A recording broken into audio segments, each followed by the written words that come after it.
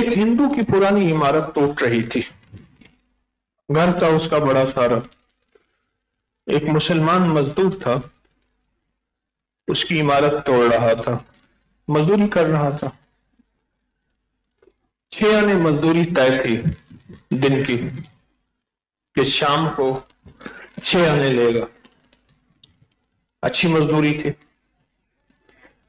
شام کو جب اس نے 6 آنے دے دیے تو مزدور کے سر میں جو پگڑی صافہ مزدور کا بندھا ہوا تھا اس کے سر پہ نہیں تھا، اس نے ہاتھ پہ لپیٹا ہوا تھا۔ اس نے کہا لالا جی کھدائی کے دوران یہ کچھ چیز نکلی ہے آپ کی۔ انہیں کیا نکلی ہے؟ دیکھا تو سونے کی اینٹیں تھیں۔ یہ کیسے نکلی ہیں؟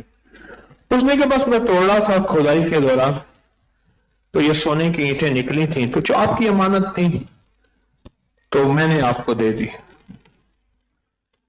اس نے کہا تجھے پتہ ہے سونے ہونے کا؟ اچھی طرح جانتا ہوں سونا ہے، سونے کی کیا قیمت ہے۔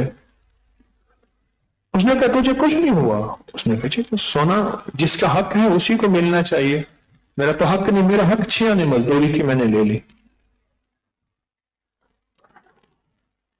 اور حیران ہوا، اس نے اس سے زیادہ پیسے دینے چاہیے، اس میں سے ایک اینٹ دینا چاہیے، اتنی ساری اینٹیں ایک، اس نے کہا میری 6 آنے مزدوری ہے۔ بہت اصرار کیا، آخر مزدور چلا گیا اور 6 آنے لے کے چلا گیا۔ یہ حد سے زیادہ متاثر ہوا۔ کئی سالوں کے بعد دیکھا تو کچھ جگہ بندے کٹھے ہیں، اور بندے شور مچا رہے ہیں کہ کسی چور نے بچی کے کانوں میں سے بالیاں، چھوٹی چھوٹی بالیاں ہوتی ہیں، چھلے ہوتے۔ اس ہندو نے دیکھا تو کوئی مسلمان تھا، اس کو دیکھا، مجھے یہ ہو نہیں سکتا، جو سونے کی اینٹیں چھوڑ سکتا ہے وہ چھوٹی چھوٹی بالیوں کا اس سے کیا تعلق ہے؟ رنگی ہاتھوں پکڑا گیا، اس نے جا کے اس کو قریب دیکھا، کہا مجھے جانتا ہے؟ کہا جانتا ہوں، آپ وہ ہندو ہیں۔ اس نے کیا ہوا؟ تو یہ کیا کرے؟ باقی میں نہیں کیا۔ یہ کیوں کیا؟ تو اس نے جو لفظ کہے نا وہ لفظ سننے کے ہیں۔ اس نے کہا پہلے ایک درویش تھے، ان کی خدمت میں، ان کی صحبت میں جاتا تھا، ان کی اللہ اللہ سیکھتا تھا، ایمان کی سطح اونچی تھی، اور ایمان کی سطح اتنی اونچی تھی کہ سونا اور مٹی اور لوہے اور روڑے کی اینٹیں میرے لیے برابر تھیں، کوئی حیثیت نہیں رکھتے تھے۔ ان اللہ والوں کے پاس جانا چھوڑ دیا، ایمان کی سطح ختم ہو گئی، اب سونے کی بالیاں لینے کے لیے بچی کے کان چیر دیے۔ وہ بھی میں تھا، یہ بھی میں ہوں۔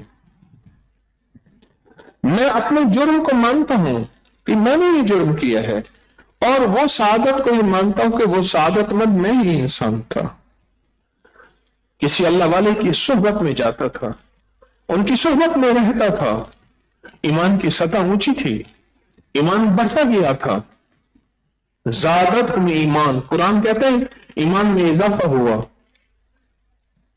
اور حدیث میں آتا ہے، مفہوم ہے، فرشتوں کا ایمان ایک سطح میں رہتا ہے، مومن کا ایمان بڑھتا بھی ہے گھٹتا بھی ہے۔